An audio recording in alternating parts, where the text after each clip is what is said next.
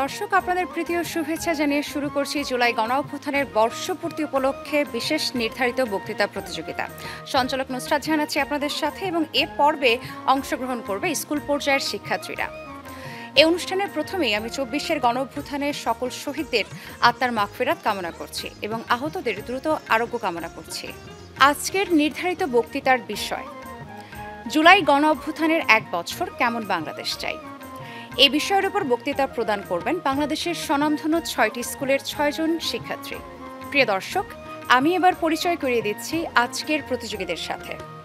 বিন্দুবাসিনী সরকারি বালক উচ্চ বিদ্যালয় টাঙ্গাইল থেকে Saif Al Mahi, Saint Joseph higher secondary school থেকে Mohammad Mayasir Mayan, Adamjee cantonment public school থেকে Mohammad Nazmus Sakib Sajid, South Point school থেকে Ayesha Tazrian Khan, Mirpur cantonment public school ও কলেজ থেকে ফাহমিদা ফাইজা, কুমিল্লা জেলা স্কুল থেকে আবদুল্লাহ পারভেজ ফাহিম। ৬ জন প্রতিযোগী তাদের যুক্তি, তত্ত্ব এবং তথ্যের ভিত্তিতে তাদের শ্রেষ্ঠত্ব প্রমাণের চেষ্টা করবেন। আজকের নির্ধারিত বক্তৃতা প্রতিযোগিতায় আমাদের মাঝে বিচারক হিসেবে উপস্থিত আছেন মাসুদ মজহার, প্রভাষক, বাংলা বিভাগ, রাজপুত্তরা মডেল কলেজ; জিহাদ আল মেহেদি, চ্যাম্পিয়ন দলের দলনেতা ও শ্রেষ্ঠ বক্তা, ২২তম জাতীয় টেলিভিশন বিতর্ক প্রতিযোগিতা; আহমেদ রেজা, সাবেক বিতার্কিক, ঢাকা বিশ্ববিদ্যালয়।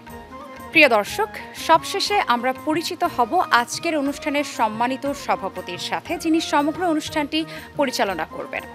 আমাদের মাঝে সভাপতি হিসেবে উপস্থিত হয়েছেন ডক্টর আশফাক হুসাইন, চেয়ারম্যান, ইতিহাস বিভাগ, ঢাকা বিশ্ববিদ্যালয়। স্যারকে আমি অনুরোধ জানাচ্ছি আসন গ্রহণ করবার জন্য।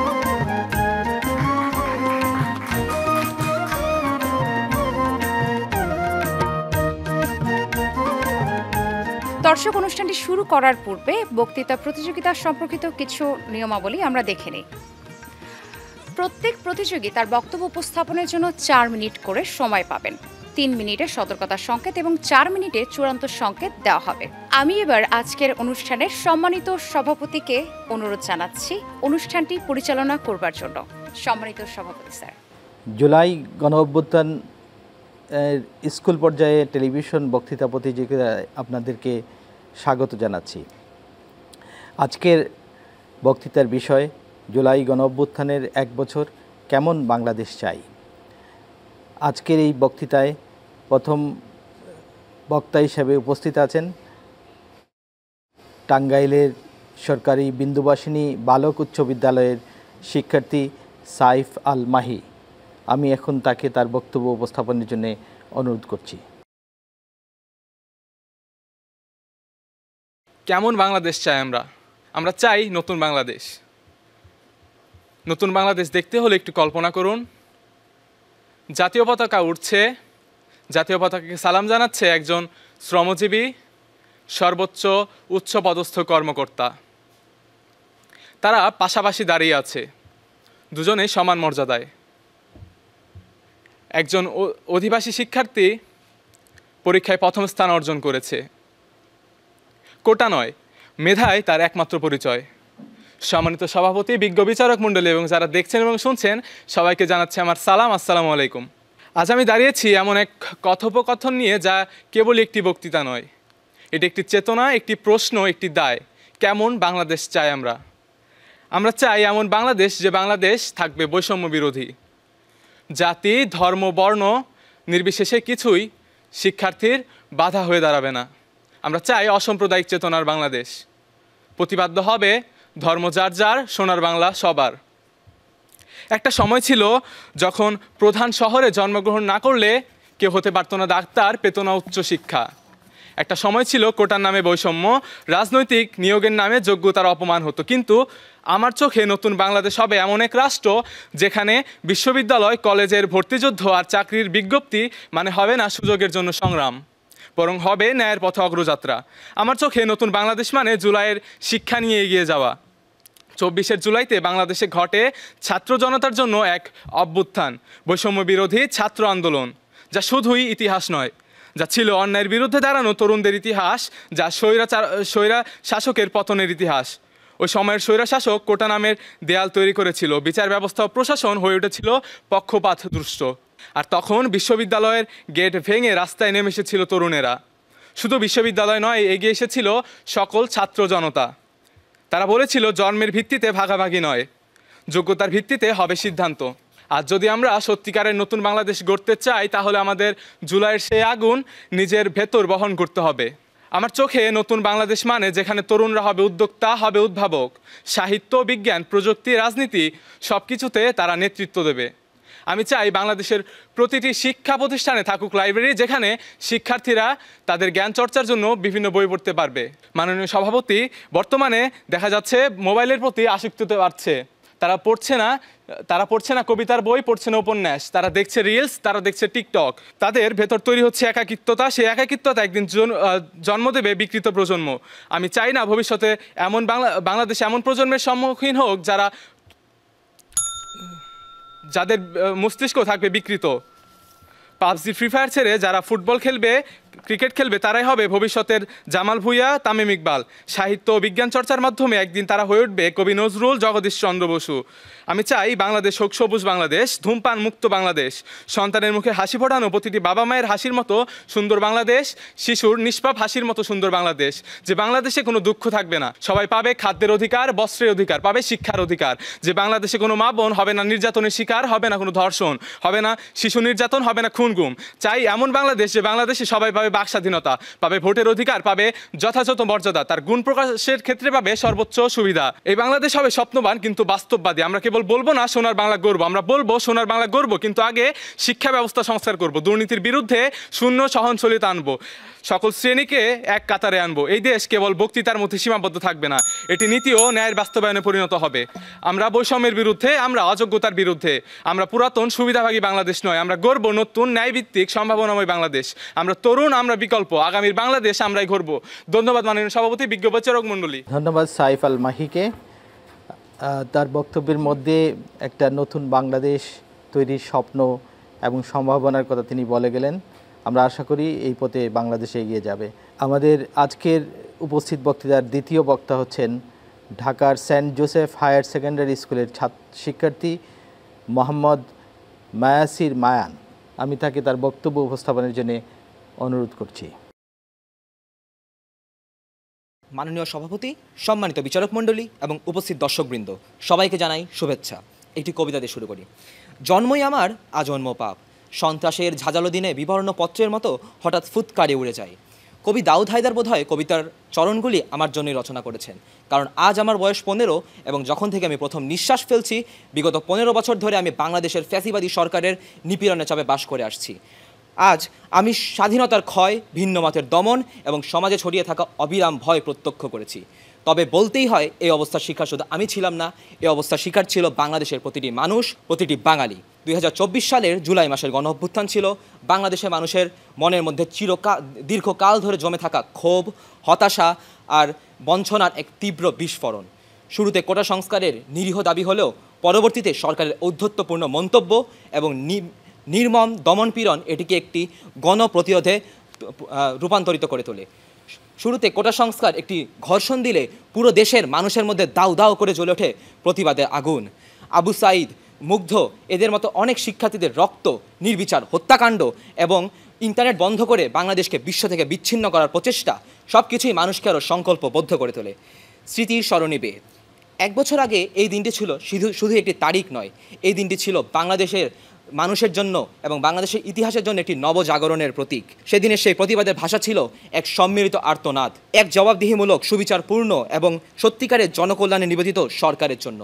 শ্রমিক, কৃষক, পেশাজীবী নির্বিশেষে সমাজের প্রতিটি স্তরের মানুষ এক কাতারে দাঁড়িয়েছিল একটি সম্মিলিত আর্তনাদ নিয়ে, একটি জবাবদিহিমূলক সরকারের জন্য। তারা দাঁড়িয়েছিল এক কাতারে, হাতে হাত রেখে, কাঁধে কাঁধ মিলিয়ে। আর এই পুরো আন্দোলন জুড়েই ছাত্রদের ভূমিকা ছিল অগ্রগণ্য, তাদের কণ্ঠ ছিল সবচেয়ে বেশি উচ্চকিত, তাদের নেতৃত্ব ছিল বলিষ্ঠ ও আপোষহীন। আর এটা বলতেই হয় যে সেই দিনগুলি ছিল এক অবিস্মরণীয় ঐক্য আর অদম্য শক্তির প্রতিচ্ছবি। স্মৃতির গভীরে আজও ভাসে সেই সব মুখ যারা নির্ভয় ছুটেছিল ভাঙতে অসত্যের বুক। বাংলাদেশের ইতিহাসে যখনই কোনো বড় পরিবর্তন এসেছে, ছাত্র সমাজ সেখানে অগ্রণী ভূমিকা পালন করেছে। ভাষা আন্দোলন থেকে শুরু করে স্বৈরাচার বিরোধী আন্দোলন কিংবা মুক্তিযুদ্ধ, প্রতিটি বাকেই ছাত্ররা তাদের সাহস আর প্রতিজ্ঞার স্বাক্ষর রেখেছে। 1 বছর পেরিয়ে গেল, আমাদের পথ চলা কিন্তু এখনও শেষ হয়নি। আমরা কিছু পরিবর্তন অনুভব করছি, যেমন মানুষের সচেতনতা বেড়েছে, মানুষের জাতীয় আলোচনায় জনগণের অংশগ্রহণ আরও গভীর হয়েছে। কিন্তু এই গণ অভ্যুত্থানের আসল সাফল্য কেবল তাৎক্ষণিক প্রতিক্রিয়ায় নিহিত নয়, বরং এর সার্থকতা নিহিত আছে সেই আদর্শগুলো ধারণ করে একটি জাতি গঠনের নিরন্তর প্রচেষ্টায়। প্রশ্ন হলো, কেমন হবে আমাদের সেই কাঙ্ক্ষিত বাংলাদেশ? আমরা স্বপ্ন দেখি একটি প্রকৃত গণতান্ত্রিক বাংলাদেশের, এমন একটি বাংলাদেশ যেখানে প্রতিটি নাগরিকের কণ্ঠস্বর সমানভাবে শোনা যাবে, আমাদের সকল প্রতিষ্ঠান হবে শক্তিশালী ও স্বাধীন, এবং মূলত যেখানে নির্বাচন হবে সম্পূর্ণ অবাধ ও নিরপেক্ষ। ক্ষমতা শুধুমাত্র একটি গোষ্ঠীর হাতে কুক্ষিগত থাকবে না, বরং সত্যিকার অর্থে জনগণের হাতে ন্যস্ত থাকবে। এই মাটি সেদিন যে মুক্তির ডাক দিয়েছিল, সেই ডাক ছিল স্বাধীন মত প্রকাশের, নির্ভয় কথা বলার এবং নিজের ভাগ্য নিজের হাতে তুলে নেওয়ার ডাক। আমাদের হৃদয় আঁকা আছে এক সমতাপূর্ণ বাংলাদেশের ছবি, এমন একটি সমাজ যেখানে সুযোগ সুবিধা জন্মগত পরিচয় বা বিশেষাধিকার দ্বারা সীমাবদ্ধ হবে না, বরং সবার জন্য হবে সহজলভ্য। আমরা দাবি জানাই একটি ন্যায়ভিত্তিক বাংলাদেশের। আমরা এমন একটি জাতি গঠন করতে চাই যেখানে আইনের শাসন প্রশ্নাতীতভাবে প্রতিষ্ঠিত, যেখানে দুর্নীতি সমূলে উৎপাটন করা হবে এবং যেখানে জবাবদিহিতা কেবল কথার কথা নয়, বরং একটি বাস্তব অনুশীলন। আমরা ছাত্র হিসেবে আজ আমাদের সামনে একটি সুবর্ণ সুযোগ এবং মহান দায়িত্ব। জুলাই গণ অভ্যুত্থান আমাদের দেখিয়েছে সম্মিলিত শক্তি কী করতে পারে। এখন আমাদের কর্তব্য হলো সেই অর্জিত চেতনাকে এগিয়ে নিয়ে যাওয়া। আমাদের জন্য প্রধান কর্তব্য হলো জ্ঞান অর্জন করা, কারণ সচেতন ও শিক্ষিত প্রজন্মই পারে একটি উন্নত জাতি গঠন করতে। সচেতন নাগরিক হওয়া আমাদের একটি জরুরি কর্তব্য। নৈতিক মূল্যবোধ ধারণ করা, সামাজিক কার্যক্রমে অংশগ্রহণ করা এবং গণতান্ত্রিক মূল্যবোধের চর্চাও আমাদের জন্য খুবই জরুরি। এই মহৎ স্বপ্ন অর্জন করা সহজসাধ্য হবে না। এর জন্য প্রয়োজন নিরন্তর সজাগ দৃষ্টি, সক্রিয় জন অংশগ্রহণ এবং আমাদের প্রত্যেকের দৃঢ় অঙ্গীকার। 15 সেকেন্ড চেয়ে নিচ্ছি। আসুন জুলাই গণ অভ্যুত্থানের সেই গতিকে আমরা এগিয়ে নিয়ে যাই। আসুন হাতে হাত রেখে কাঁধে কাঁধ মিলে আমরা সেই বাংলাদেশকে গড়ে তুলি যা আমরা সবাই পাওয়ার যোগ্য, একটি গণতান্ত্রিক, সমতাপূর্ণ, ন্যায়ভিত্তিক এবং ভবিষ্যৎ প্রজন্মের জন্য সমৃদ্ধ বাংলাদেশ। এই দিনের শপথ হোক, আমরা এই স্বপ্নকে বাস্তব রূপ দেবই। ধন্যবাদ। ধন্যবাদ মায়াসির হাসানকে। আমাদের আজকের উপস্থিত বক্তৃতার তৃতীয় বক্তা Mohammad Nazmus Sakib Sajid, Adamjee cantonment public school and college. আমি নাজমুস সাকিবকে তার বক্তব্য উপস্থাপনের জন্য অনুরোধ করছি। মানুষ স্বাধীনতা প্রিয়। 47-এর শোষণের থেকে মুক্তির লক্ষ্যে ব্রিটিশদের তাড়ালাম, ভাবলাম স্বাধীনতা পেয়েছি। পরক্ষণেই আরেক শাসক গোষ্ঠীর জন্ম নিল। 71-এর স্বাধীনতার লক্ষ্যে পাকিস্তানিদের তাড়ালাম, 90-এ এরশাদের স্বৈরশাসন টিকতে দেইনি, ভাবলাম মুক্তি পেয়েছি। কিন্তু সেগুড়ে বালি, দেশের ইতিহাসে জন্ম নিল এক ফেসিবাদের। 24-এর গণ অভ্যুত্থানে তাও টিকতে দেয়নি। আমরা আবারও প্রমাণ করলাম কেবলমাত্র বোমা বা বন্দুক দিয়ে বিপ্লব আসে না, বিপ্লব আসে তারুণ্যের শক্তি থেকে। ধন্যবাদ মাননীয় সভাপতি ও বিজ্ঞ বিচারক মণ্ডলী আমাকে বক্তব্য প্রদানের সুযোগ করে দেওয়ার জন্য। 71-এর সংগ্রামে ঝাঁপিয়ে পড়ার মূল প্রতিপাদ্য ছিল সাম্য, মানবিক মর্যাদা ও সামাজিক সুবিচার। স্বাধীনতার 5 দশকেও তা পূরণ হয়নি। গত 5 দশকের ইতিহাসে রাজা যায় রাজা আসে, কিন্তু কেউ কথা রাখেনি, সবাই শুধু নিজের আখের গুছিয়েছে। বাংলাদেশের ইতিহাসে গত 15 বছরে একটি শাসক গোষ্ঠী ছিল ক্ষমতায়, যারা গণতন্ত্রের নামে ভোট চুরি আর স্বাধীনতার মুখোশের আড়ালে এক নায়কতন্ত্র প্রতিষ্ঠা করতে চেয়েছিল। তাদের আমলে দুর্নীতি দমন কমিশন, মানবাধিকার কমিশন ছিল অকেজো, পুলিশ ছিল তাদের হাতের পুতুল, বিশ্ববিদ্যালয়গুলো হয়ে উঠেছিল মেরুদণ্ডহীন মাস্তানদের সমাবেশ। স্বাধীনতার 5 দশকেও যখন আমরা মূল্যবোধ, সাম্যভিত্তিক সমাজ, মানবিক মর্যাদা ও সামাজিক সুবিচার প্রতিষ্ঠা করতে পারি না, ঠিক তখনই আবার প্রশ্ন আসে, কেমন বাংলাদেশ চাই? আমরা এমন বাংলাদেশ চাই যেখানে মানুষের থাকবে বাক স্বাধীনতা, যেখানে কেউ তাদের অধিকারের কথা তুলে ধরলে তাকে আয়নাঘরে বন্দি করা হবে না, যেখানে কেউ ফেসবুক পোস্টে রাজনৈতিক বাস্তবতা তুলে ধরলে তাকে গুম করা হবে না, কারো অবস্থা আবরার ফাহাদের মতো হবে না। বাক স্বাধীনতা হবে দাবি তুলে ধরার ও অধিকার আদায়ের অস্ত্র। আমরা এমন বাংলাদেশ চাই যেখানে গণমাধ্যমকে সত্য তুলে ধরার জন্য দ্বিতীয়বার ভাবতে হবে না। আমরা এমন বাংলাদেশ চাই যেখানে সত্য তুলে ধরার জন্য আর কোনো ছাত্রকে হত্যা করা হবে না, আর কোনো আবু সাইদ মরবে না, আর কোনো মুগ্ধকে প্রাণ দিতে হবে না। আমরা এমন বাংলাদেশ দেখতে চাই যেখানে পুলিশ কোনো রাজনৈতিক দলের শোকেসে সাজিয়ে রাখা পুতুল হবে না। আমরা এমন বাংলাদেশ দেখতে চাই যেখানে কোনো দুর্নীতি থাকবে না, যেখানে আর কোনো আসিয়ার মৃত্যু ঘটবে না, যেখানে আর কোনো তোফাজ্জলকে কেবলমাত্র সন্দেহের ভিত্তিতে প্রাণ হারাতে হবে না। আমরা এমন বাংলাদেশ চাই যেখানে মানুষ কেবল অন্যায় করতে গেলেও দ্বিতীয়বার ভাববে, যেখানে প্রথম থেকে বিশ্ববিদ্যালয় পর্যন্ত ভর্তি পরীক্ষায় প্রশ্ন ফাঁস হওয়ার চিন্তা করাকে মানুষ মহাপাপ মনে করবে। আমরা এমন বাংলাদেশ চাই যেখানে মানুষের নিরাপত্তা থাকবে সবার উপরে, নারীরা রাতে বের হতে ভয় পাবে না, আর কোনো নারীর শ্লীলতাহানি ঘটবে না। আমরা এমন বাংলাদেশ চাই যেখানে মানুষ হবে সভ্য, যেখানে প্রতিটি মানুষ হবে তাদের প্রাত্যহিক জীবনযাপনে পরিশুদ্ধ ও নীতিনৈতিকতায় অনন্য, যেখানে ব্যক্তিগত স্বার্থের চেয়ে জনগণের স্বার্থ প্রাধান্য পাবে। আমরা এমন বাংলাদেশ চাই যেখানে আর কোনো শ্রমিক শোষিত হবে না, আর শ্রমিক পাবে তার ন্যায্য মজুরি, আর কোনো পাট চাষি প্রতারিত হবে না, আর কোনো কৃষক সঠিক সুবিধার অভাবে ক্ষতির সম্মুখীন হবে না। আমরা সেই বাংলাদেশ চাই যেখানে অপসংস্কৃতি, প্রযুক্তির অপব্যবহার, নিয়ম বহির্ভূত কোনো কাজই থাকবে না। শিক্ষা, চিকিৎসা, যাতায়াত সহ দেশের প্রতিটি সেক্টরে জবাবদিহিতার সংস্কৃতি চালু হবে। আমরা এমন বাংলাদেশের স্বপ্ন দেখি যেটি হবে মানবিক ও সাম্যভিত্তিক। আমরা এমন সাম্যভিত্তিক ও মানবিক রাষ্ট্রের স্বপ্ন দেখি যেখানে একজন শ্রমিকের ঘামে গড়া সেতু বন্যায় ভেঙে যাবে না, যেখানে হাসপাতালের বেড থাকবে রোগীর জন্য, কমিশনের জন্য নয়। আমরা স্বপ্ন দেখি এমন একটি বাংলাদেশে যেখানে শিক্ষা ব্যবস্থায় থাকবে ব্যাপক পরিবর্তন। যথোপযুক্ত শিক্ষা নিয়ে প্রাথমিক স্তরের শিক্ষার্থীরাও অনর্গল বিশুদ্ধ বাংলা ও ইংরেজি পড়তে ও লিখতে পারবে। তারা হবে চিন্তা চেতনায় অনন্য, তারা চিন্তা চেতনায় হবে শ্রেষ্ঠ। তারা শুধু শিক্ষিত হবে না, তারা হবে সুশিক্ষিত, নীতিনৈতিকতায় অনন্য। আমরা এমন বাংলাদেশের স্বপ্ন দেখি যেখানে দুর্নীতি শূন্য স্তরে নেমে যাবে। অফিস আদালতের কর্মকর্তা কর্মচারীরা হাসি মুখে সেবা দেওয়ার জন্য মুখিয়ে থাকবে। দেশের ভর্তি বাণিজ্য, চাকরি বাণিজ্য ডুবন্ত সূর্যের সঙ্গী হয়ে পশ্চিমে লাল দিগন্তে হারিয়ে যাবে। আমরা এমন বাংলাদেশ চাই যেখানে বাংলাদেশের নিজের প্রতিরক্ষার জন্য আর প্রতিবেশী রাষ্ট্রের দিকে তাকিয়ে থাকতে হবে না। বাংলাদেশের মেধাবী শিক্ষার্থীরা নিজেরাই দেশের প্রতিরক্ষা ব্যবস্থা গড়ে তুলবে। মোট কথা, যে স্বাধীনতার জন্য এত কিছু, যে ফেসিবাদ থেকে মুক্তির জন্য এত কিছু, সেই ফেসিবাদ মুক্ত বাংলাদেশ আমরা চাই। এক বাংলাদেশ যা হবে জনগণের, যা কোনো রাজনৈতিক দলের হবে না। এই বাংলাদেশ তৈরি করা হয়তো কঠিন, তবে অসম্ভব নয়। শেষে কবির সাথে সুর মিলিয়ে বলতে চাই, যতক্ষণ দেহে আছে প্রাণ, প্রাণপণে পৃথিবীর সরাবো জঞ্জাল। এই বিশ্বকে এই শিশুর বাসযোগ্য করে যাব আমি, নবজাতকের কাছে এ আমার দৃঢ় অঙ্গীকার। ধন্যবাদ সবাইকে। ধন্যবাদ নাজমুল সাকিব সাজিদকে। অস্থির এবং যে বাংলাদেশ আমরা দেখলাম সেটাকে একটা সুন্দর বাংলাদেশে সুস্থির এবং পৃথিবীর একটা অন্যতম শ্রেষ্ঠ রাষ্ট্র প্রতিষ্ঠার যে আশা তিনি প্রকাশ করেছেন, আমরা আশা করি সেটা হয়তো একসময় বাস্তবায়িত হবে। এবার আমাদের চতুর্থ বক্তা জাতীয় টেলিভিশন বক্তৃতা প্রতিযোগিতায় ঢাকার সাউথ পয়েন্ট স্কুলের আয়েশা তাজরিয়ান খান। আমি আয়েশাকে তার বক্তব্য উপস্থাপনের জন্য অনুরোধ করছি। সাবাস বাংলাদেশ, এ পৃথিবী অবাক তাকিয়ে রয়, জ্বলে পুড়ে মরে ছাড়খাড় তবু মাথা নোয়াবার নয়। এই কবিতাটির প্রতিটি শব্দই যেন এক বুক ফাটা আর্তনাদ। তাই তো এ মঞ্চে দাঁড়িয়ে আজও আমার মনে পড়ে শহীদ সাইদ মুগ্ধদের আত্মত্যাগের কথা। শেষবারের মতো তারা চিৎকার করে বলেছিলেন, মা, আমি আর ফিরে আসব না। জুলাইয়ের গণঅভ্যুত্থান বাঙালি জাতির জন্য শুধু একটি স্মৃতি নয়, একটি আহ্বান, একটি চেতনার নাম। ধন্যবাদ মাননীয় সভাপতি আপনাকে এবং আপনার মাধ্যমে সবাইকে। আজকে বক্তৃতার নির্ধারিত বিষয় জুলাই গণঅভ্যুত্থানের 1 বছর। কেমন বাংলাদেশ চাই? আমি স্বপ্ন দেখি নীল আকাশের নিচে একটি সোনালী প্রভাত, একটি বাংলাদেশ যেখানে মানুষ জেগে ওঠে স্বপ্ন নিয়ে, স্বাধীনতার গর্ব নিয়ে, যেখানে শিশুরা খেলে, মা হাঁটেন নিরাপদ রাস্তায়, আর তরুণেরা চোখে আগুন নিয়ে বলে, আমার দেশ, আমার দায়িত্ব। এই স্বপ্ন শুধু আমার একার নয়, এই স্বপ্ন ছিল তাদেরও, যারা একদিন জুলাই মাসের দাবদাহে রাস্তায় নেমেছিল। জুলাই বিদ্রোহ, একসাথে অন্যায়ের বিরুদ্ধে সহস্র বলিষ্ঠ কণ্ঠ, দাবি আদায়ের সংগ্রাম, চারিদিকে গুলি আর গ্রেনেডের শব্দ, রক্তাক্ত রাজপথ আর শহীদদের সারি দীর্ঘ থেকে দীর্ঘতর হতে লাগলো। 1971 সালের মহান মুক্তিযুদ্ধের পর বাঙালি আবারও অধিকার আদায়ের সংগ্রামে রক্ত দিয়ে মুছে দিল দীর্ঘ স্বৈর শাসনের ইতিহাস, পেল নতুন স্বাধীনতার স্বাদ। তাদের চোখে যে আগুন ছিল তাই তো প্রমাণ করে এ প্রজন্ম শুধু প্রশ্ন তোলে না, উত্তরও দিতে জানে। কিন্তু স্বপ্নের মাঝে হঠাৎ ছায়া নামে। একটা ক্লাসরুমে দাঁড়িয়ে আমি দেখি আমার বন্ধুরা সবাই পাসপোর্ট গুছিয়ে রাখছে। আমি তাদের চোখে দেখি নিরাপত্তার অভাব, ভরসাহীনতা আর বুকের ভিতর নিঃশব্দ হাহাকার। আমি ভাবি, আমরা যদি সবাই চলে যাই তাহলে দেশের ভাগ্য কে গড়বে? জুলাইয়ে যারা রাস্তায় নেমেছিল তাদের স্বপ্ন কি শুধু স্লোগানই হারিয়ে যাবে?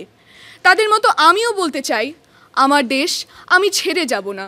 আমার স্বপ্নের বাংলাদেশে আমি চাই অপরাধীর কোনো দলীয় পরিচয় বিচার ব্যবস্থাকে প্রভাবিত করবে না।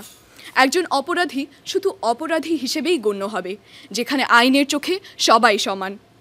নতুন বাংলাদেশে জনগণের সকল গণতান্ত্রিক অধিকার নিশ্চিত হবে। রাতের আধারে আমার ভোট কেউ দিতে পারবে না। আমার ভোট আমি দিব, যাকে খুশি তাকে দিব। নতুন বাংলাদেশের সব নারীরা সমাজের সর্বস্তরে ন্যায্য অধিকার পাবে। তাদের নিরাপত্তা কারো দয়া নয়, এটা তাদের অধিকার। আমাদের দরকার এমন এক সার্বজনীন শিক্ষা ব্যবস্থা যা শুধু ডিগ্রি অর্জন নয়, বরং আমাদের মানবিক মানুষ হিসেবে গড়ে তুলবে, যেখানে তরুণেরা কেবল চাকরি খুঁজবে না, চাকরি তৈরি করবে। দরকার একটি ন্যায়ভিত্তিক রাষ্ট্র ব্যবস্থা যেখানে সৎ মানুষেরা নেতৃত্ব দেবে, দুর্নীতির বিরুদ্ধে রুখে দাঁড়াবে। এমন একটি বাংলাদেশ যেখানে ধর্ম, বর্ণ, অঞ্চল ছাড়িয়ে হাতে হাত রেখে বলতে পারবে, আমরা গড়ব, আমরা থাকব, আমরাই বদলাবো। এ দেশকে যদি আমরা না ভালোবাসি তবে আর কে বাসবে? তেমনই এক সূর্য সন্তান, আমাদের দেশের গর্ব ডক্টর মোহাম্মদ ইউনূস তো পেরেছিলেন। বিশ্ব জয় করেও ফিরে এসেছিলেন মাটির টানে, কারণ তিনি জানতেন শিকড় ছিঁড়ে কেউ আকাশ ছুঁতে পারে না। আজ আমি দাঁড়িয়ে বলছি, আমিও সে দায়িত্ব নিতে চাই। আমি বিদেশ যেতে পারি, তবে ফিরে আসব আরও সুন্দর একটি বাংলাদেশ গড়তে। স্বপ্ন তো তখনই বাস্তব হয় যখন কেউ এক পা সামনে বাড়ায়। জুলাইয়ে যারা প্রথম পা বাড়িয়েছিল, আজ আমি তাদের উত্তরসূরি। আমার নাম একজন স্বপ্নদ্রষ্টা। আমার দেশ বাংলাদেশ। এই দেশ একদিন শুধু পরিচয় নয়, গৌরবে, নিরাপত্তায়, সাহসে, মানবতায় বিশ্বের সেরা করে গড়ে তোলাই হোক আমাদের অঙ্গীকার। ধন্যবাদ মাননীয় সভাপতি, ধন্যবাদ সবাইকে। আয়েশা তাজরিন খানকে অনেক ধন্যবাদ। এবার বক্তব্য রাখবেন Mirpur cantonment public school and কলেজের শিক্ষার্থী ফাহমিদা ফাইজা। ফাহমিদাকে তার বক্তব্য উপস্থাপনের জন্য অনুরোধ করছি। এই রাষ্ট্র তোমার আমার, not for the privileged few. এই ভাবনাটা কিংবা এই কথাটা বেশ কয়েক বছর ধরেই আমার মনের মধ্যে ছিল, কিন্তু আমি তা প্রকাশ করতে পারছিলাম না। শুধু আমি না, আমার সাথে আমার দেশেরই কোটি কোটি জনগণ তা প্রকাশ করতে পারছিল না, কেননা তারা জানতো তাদের কণ্ঠ আজ শিকল দিয়ে বাঁধা, এবং এই শিকল যে কবে খুলবে তা কেউ জানে না। আজ আমি এখানে কোনো প্রতিযোগী হিসেবে আসিনি, তবে আমি আবার কোনো আগন্তুকও নই। আমি এসেছি আমার জনগণের প্রতিনিধি হিসেবে। আমার জনগণ যে প্রত্যাশা নিয়ে এত বছর স্বপ্ন দেখেছে, তা হয়তো বা একটা পূরণের আশা দেখেছে সেই জুলাই অভ্যুত্থান নিয়ে। অর্থাৎ জুলাই অভ্যুত্থান আমার ভাই বোনেরা রক্ত দিয়ে আমার সেই প্রত্যাশাকে আজ এক পূর্ণতা দিয়েছে। আগে আমি প্রত্যাশা করতাম যে কিভাবে আমি আমার যে কাঙ্ক্ষিত বাংলাদেশ তা আমি ফিরে পাবো, কিন্তু জুলাই অভ্যুত্থানের পর আজ আমার আশার আলো আরও বেড়ে গেছে যে না, আমার সাহসী ভাই বোনেরা রক্ত দিয়েছে, আমিও দিতে পারবো। ধন্যবাদ মাননীয় সভাপতি এবং বিজ্ঞ বিচারক মণ্ডলী এবং যারা শুনছেন সকলকে সম্ভাষণ জানিয়ে আজ আমি আমার বক্তব্য শুরু করছি আমার জনগণের প্রতিনিধি হিসেবেই। আজ আমার বিষয় ছিল জুলাই অভ্যুত্থানের 1 বছর কেমন বাংলাদেশ চাই, কেমন বাংলাদেশ চাই। আজ এটা শুধুমাত্র আমার স্বপ্ন নয়, যারা কিনা এই জুলাই অভ্যুত্থানের পর নিজেদের আশা আমার মতনই কয়েক গুণ বাড়িয়ে নিতে পেরেছিলেন, এটা তাদের সকলের কথাই আজ আমি বলতে এসেছি। আচ্ছা, আমরা এতদিন ধরে কি আশা দেখেছিলাম যে আমার দেশে সকল মানুষ যেন বৈষম্যহীন একটা জীবনযাপন করতে পারে, আমার দেশের মানুষ যেন সকল শিক্ষায় সঠিকভাবে নিতে পারে এবং অন্যকে দেখতে পারে, অন্যকে যেভাবে তারা শিক্ষা নিতে দেখে, অর্থাৎ একটা শহরের শিক্ষার্থীকে যেভাবে তারা শিক্ষা নিতে দেখে, একজন গ্রামের শিক্ষার্থীও যেন ঠিক সেইভাবে শিক্ষা নিতে পারে। অর্থাৎ এই ধরনের যে বৈষম্যহীন ব্যাপারটা, এই ব্যাপারটা আমরা অনেকদিন ধরেই প্রত্যাশা করে এসেছি, কিন্তু এই ফ্যাসিস্ট সরকার আমাদের কণ্ঠকে শিকল দ্বারা বাধাই করার কারণে আমরা তা এতদিন বলতে পারিনি। এই শিকল ভাঙার পর আমার আশা যখন বেড়ে গেছে, তখন আজ আমি এই কথা বলতে পারি। আজ কেমন বাংলাদেশ চাই, এটা আমাদের আত্মবিশ্লেষণ এবং আত্মজিজ্ঞাসা। জুলাই বিশ্লেষণের পর আমাদের ভাই বোনেরা যে দায়িত্ব আমাদের কাঁধে তুলে দিয়ে গিয়েছে, সেটা আমরা ঠিক কতটুকু পালন করতে পেরেছি, সেই আত্মজিজ্ঞাসার মধ্যে দিয়েই আজ আমি বলতে চাই যে আমার দেশ যেদিন গণতান্ত্রিক পরিপূর্ণভাবে হবে, সেই দেশ সেদিন আমার দেশ হবে এবং আমি সেই দেশের প্রত্যাশা দেখি। আমার সংবিধানের ৭ম অনুচ্ছেদে দেওয়া ছিল প্রজাতন্ত্রের সকল ক্ষমতার মালিকই জনগণ, অথচ তার বাস্তবায়ন আমি গত 15 বছরে দেখিনি। আমার মানুষের ভোট চুরি হয়েছে, আমার মানুষের গণতান্ত্রিক অধিকার কেড়ে নেওয়া হয়েছে, আমার জনগণের অধিকার কেড়ে নেওয়া হয়েছে এবং আমি চাই এখন সেই অধিকারটা যেন মানুষজন পাক। আমার দেশের নারীরা এতদিন ধরে নির্যাতিত হয়ে এসেছে, নারীদেরকে অধিকার দেওয়ার কথা হওয়ার পরেও তার কোনো বাস্তবায়ন হয়নি। আমি এমন বাংলাদেশ চাই যেখানে ধর্ষণ ধর্ষণের পর বিচার নয়, তো বরং ধর্ষণের পূর্বে প্রতিরোধ, এই ব্যাপারটার বাস্তবায়ন হবে। এখন কেন আমাদের বৈষম্য বিরোধী আন্দোলনের জন্য বৈষম্য বিরোধী একটা বাংলাদেশ দরকার? কেননা আমার জনসংখ্যাকে যখন আমি জনসম্পদে পরিণত করতে পারবো, তখনই কেবল আমার বাংলাদেশ উন্নত হতে পারবে। কেননা আমার বাংলাদেশকে উন্নত করতে হলে জনগণকে জনসম্পদে পরিণত করতে হবে। এখন আমার জনগণ যদি শিক্ষা, খাদ্য, চিকিৎসা এই সকল ক্ষেত্রে বৈষম্যের শিকার হতে থাকে, তাহলে তারা কোনোদিনই দক্ষ হয়ে উঠতে পারবে না। এবং যখন আমার জনগণ দক্ষ হয়ে উঠতে পারবে না, তখন আমার বাংলাদেশ উন্নত হতে পারবে না, এবং সেই বাংলাদেশকে সোনার স্বপ্নের বাংলাদেশ বানানোর জন্য সেই আশা আমার ব্যর্থ হয়ে যাবে। শেষ পর্যন্ত আমি বলতে চাই যে আমার দেশের এতদিন গণতন্ত্র কবরের মাঝে ছিল। আমি যখন মত প্রকাশ করতে যেতাম, তখন আমি ভয় পেতাম, আমি হুমকি এবং কারাবরণের একটা সনদ পেয়ে যেতাম। এই জন্য আমি চাই যে আমার একটা সাহসী বাংলাদেশ হবে, যেখানে কিনা অন্যায় দেখলে আমি মুখ খুলতে পারবো এবং সেই কণ্ঠকে কোনোদিনই দমন করা হবে না। আমি চাই একটি সহনশীল এবং সম্প্রীতির বাংলাদেশ, যেখানে ভিন্ন ধর্ম বর্ণের মানুষ একসাথে বাঁচে বা ভালোবাসায়। সংখ্যালঘু হোক কিংবা আমার দেশের অপরিহার্য ক্ষুদ্র নৃগোষ্ঠী হোক, কিংবা আমার মতন বাঙালি হোক, কিংবা প্রত্যন্ত অঞ্চলের একটা জনদরিদ্র মানুষ হোক কিংবা শিক্ষার্থী হোক, তারা সকলেই যেন সম্প্রীতিভাবে ভালোবাসায় বড় হতে পারে এবং সমান অধিকার পায়, যার ফলে আমার দেশের উন্নতি হবে। এবং আমরা চাই না যে শুধুমাত্র জিডিপির ধোঁকাবাজিতে আমার জনগণকে উন্নয়নের একটা বিলবোর্ড দেখানো হোক। আমি চাই তারা HDI বা মানব উন্নয়ন সূচকে বাংলাদেশ অনেক বেশি করে এগিয়ে যেতে পারে এবং দুর্নীতি এমনভাবে রোধ হোক যেন ট্রান্সপারেন্সি ইন্টারন্যাশনালে আমাদের বাংলাদেশের অবস্থান অনেক সম্মানজনক থাকে। তাই মাননীয় স্পিকার, শেষ পর্যন্ত আমি আমার ভাই বোনের দেওয়া দায়িত্ব পালন করার অঙ্গীকার রেখে বক্তব্য শেষ করছি। ধন্যবাদ মাননীয় সভাপতি এবং ধন্যবাদ সবাইকে। ধন্যবাদ ফাহমিদা ফাইজাকে। আমাদের আজকের এই টেলিভিশন বক্তৃতা প্রতিযোগিতার সর্বশেষ বক্তা কুমিল্লা জেলা স্কুলের আবদুল্লাহ পারভেজ ফাহিম। আমি আবদুল্লাহ পারভেজ ফাহিমকে তার বক্তব্য উপস্থাপনের জন্য অনুরোধ করছি।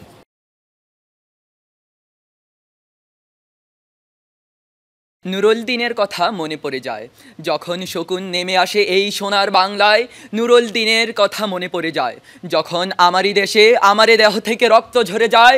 নুরুল দিনের কথা মনে পড়ে যায় রংপুরের মাটিতে বড় হওয়া সৈয়দ শামসুল হকের নুরুল দিন যেভাবে আজ থেকে প্রায় 250 বছর আগে বাংলার মাটিতে ব্রিটিশাধীন অত্যাচারী জমিদারদের বিরুদ্ধে রুখে দাঁড়িয়েছিল, ঠিক তেমনইভাবে 24-এর গণ অভ্যুত্থানেও রংপুরের মাটিতেই বড় হওয়া আবু সাইদ স্বৈরাচার বাহিনীর সামনে বুক পেতে প্রতিরোধ গড়ে তুলেছিল। তাদের পবিত্র রক্তে রঞ্জিত বাংলার রাজপথকে স্পর্শ করে আজ এই জুলাই গণ অভ্যুত্থান স্মৃতিমঞ্চে আমি আবদুল্লাহ পারভেজ ফাহিম এসেছি কুমিল্লা জেলা স্কুল থেকে মহান জুলাই আগস্টের পরবর্তী কেমন বাংলাদেশ চাই সেই বিষয়ে আলোচনা করতে। দিনটি ছিল 15 জুলাই 2024, সোমবার বিকেল 4টা। আমি তখন নবম শ্রেণীর একজন ছাত্র। বিদ্যালয় প্রাঙ্গণে গিয়েছিলাম তখন পরন্ত বিকেলের কিছুটা মুহূর্ত কাটাতে। কোটা বিরোধী আন্দোলনে তখন সারা দেশ উত্তাল এবং তারই পরিপ্রেক্ষিতে বিদ্যালয়ে প্রায় 40 থেকে 50 জনের একটি দল হাজির হয় মানববন্ধনের পরিকল্পনায়। তাদের অধিকাংশই ছিল বিদ্যালয়ের প্রাক্তন কৃতি শিক্ষার্থীবৃন্দ। কিন্তু এই শান্তিপূর্ণ সময়ে হঠাৎ করে প্রায় শতাধিক অস্ত্রধারী লোক বিদ্যালয়ে প্রবেশ করে এবং মুহূর্তের মধ্যেই বিশৃঙ্খলার সৃষ্টি হয়। আমার সামনে আমার বিদ্যালয়ের বড় ভাইদের ওপর নির্বিচারে নির্যাতন চালানো হয় এবং আমার প্রাণপ্রিয় বিদ্যালয়ের বুকে রক্তপাত ঘটানো হয়। এর মধ্যেই ককটেইল, টিয়ারশেল ও স্মোকিং গ্যাসের বিস্ফোরণে চারপাশ বিভীষিকাময় হয়ে ওঠে। সেদিন এক বড় ভাইয়ের হাত ধরে স্কুল গেট দিয়ে বের হতে পারলেও ওই দিনের বিভীষিকাময় স্মৃতি আজও আমার মন থেকে বের হতে পারেনি। কিন্তু এমন বাংলাদেশই কি আমরা চেয়েছিলাম? আমরা তো চেয়েছিলাম এমন এক সোনার বাংলাদেশ যেখানে থাকবে না কোনো দুর্নীতি, অত্যাচার, অনাচার, যেখানে থাকবে শুধু স্বচ্ছতা ও জবাবদিহিতার সমাহার।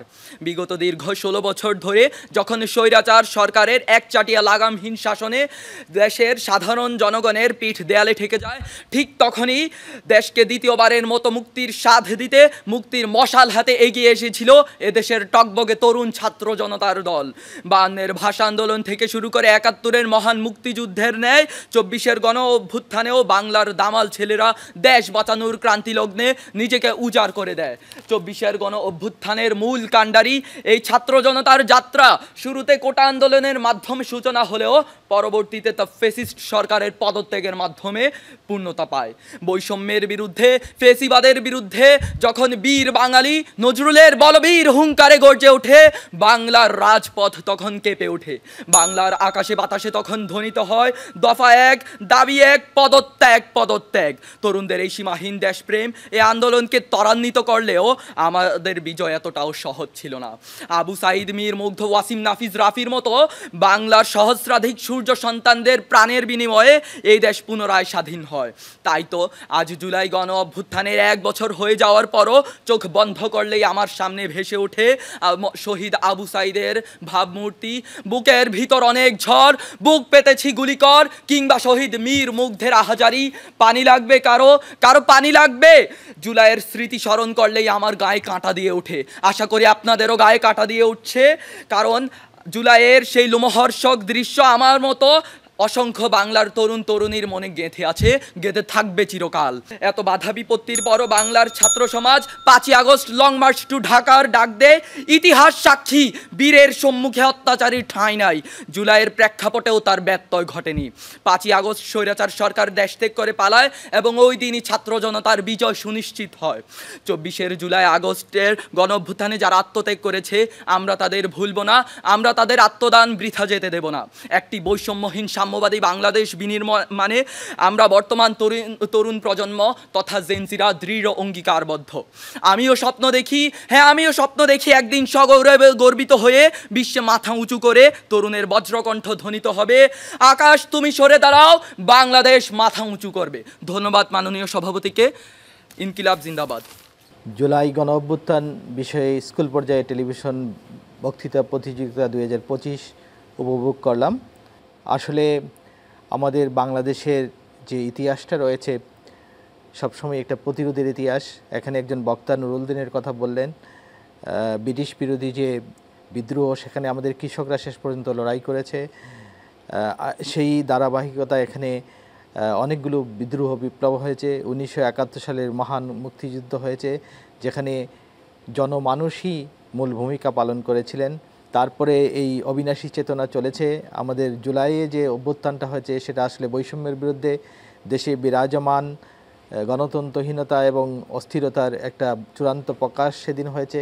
সেই অস্থির বাংলাদেশে সবার দাবি ছিল বৈষম্যমুক্ত মানবিক সমাজ, এবং বাংলাদেশ কিন্তু গত 50 বছরে বেশ একটু একটু করে এগিয়েছে। বিশ্বে এটা বাংলাদেশ প্যারাডক্স হিসাবে খ্যাতি লাভ করেছে, এবং সেখানে আমাদের তরুণ প্রজন্ম এবার নতুন করে রক্ত দিয়ে এই প্যারাডক্সকে এগিয়ে নেওয়ার স্বপ্ন দেখছে, যার কিছু রিফ্লেকশন বা প্রতিফলন এখানে আমরা দেখলাম। তো আশা করি আমাদের বাংলাদেশ আরও এগিয়ে যাবে। আজকের এই জমজমাট জুলাই গণ অভ্যুত্থান স্কুল পর্যায়ে টেলিভিশন বিতর্ক প্রতিযোগিতা 2025-এর প্রতিযোগিতার ফলাফল আমাদের হাতে এসে পৌঁছেছে। আজকের বিষয় ছিল জুলাই গণ অভ্যুত্থানের 1 বছর কেমন বাংলাদেশ চাই। প্রত্যেক প্রতিযোগী অত্যন্ত নিষ্ঠার সাথে এবং তীব্র প্রতিযোগিতার সাথে বক্তব্য উপস্থাপন করেছেন। তার মধ্যে 3 জন আমরা পেয়েছি, প্রথম, দ্বিতীয় এবং তৃতীয়। আজকের প্রতিযোগিতায় তৃতীয় স্থান অধিকার করেছেন কুমিল্লা জেলা স্কুলের আবদুল্লাহ পারভেজ ফাহিম। আমি ফাহিমকে অভিনন্দন জানাচ্ছি। দ্বিতীয় স্থান অধিকার করেছেন ঢাকার সাউথ পয়েন্ট স্কুলের আয়েশা তাজরিন খান। আমি আয়েশাকে অভিনন্দন জানাচ্ছি। এবং প্রথম স্থান অধিকার করেছেন Adamjee cantonment public school and কলেজের মোহাম্মদ নাজমুল সাকিব সাজিদ। আমি সাজিদকে অভিনন্দন জানাচ্ছি। দর্শক, এবার 3 জন বিজয়ী সহ সর্বমোট 6 জন অংশগ্রহণকারীর হাতে ট্রফি ও সম্মাননা স্মারক প্রদান করা হবে। প্রথমেই ডেকে নিচ্ছি বিন্দুবাসিনী সরকারি বালক উচ্চ বিদ্যালয়ের টাঙ্গাইল হতে আগত সাইফ আল মাহি। সাইফ আল মাহিকে আমি অনুরোধ জানাচ্ছি মঞ্চে গিয়ে সম্মানিত সভাপতি এবং বিচারক মণ্ডলীদের হাত থেকে পুরস্কার গ্রহণ করবেন।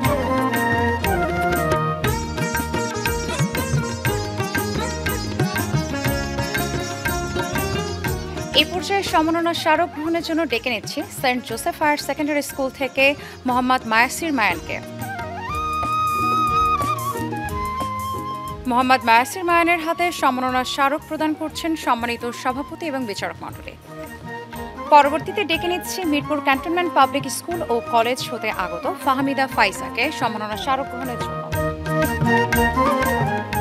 ফাহমিদা ফাইজার হাতে সম্মাননার স্মারক তুলে দিচ্ছেন সম্মানিত সভাপতি এবং বিচারক মণ্ডলী। এবার ডেকে নিচ্ছি তৃতীয় স্থান অধিকারকারী কুমিল্লা জেলা স্কুল থেকে আব্দুল্লাহ পারভেজ ফাহিমকে। আব্দুল্লাহ পারভেজ ফাহিমের হাতে ট্রফি তুলে দিচ্ছেন সম্মানিত সভাপতি এবং বিচারক মণ্ডলী।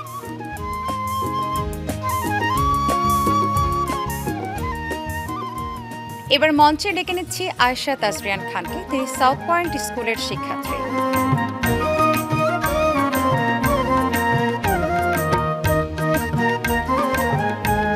আয়েশা তাজরিয়ান খানের হাতে ট্রফি তুলে দিচ্ছেন সম্মানিত সভাপতি এবং বিচারক মণ্ডলী।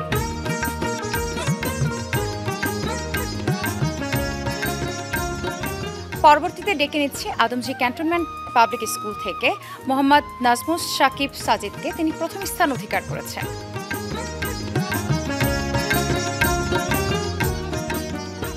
প্রথম স্থান অধিকারকারীর হাতে ট্রফি তুলে দিচ্ছেন সম্মানিত সভাপতি এবং বিচারক মণ্ডলী।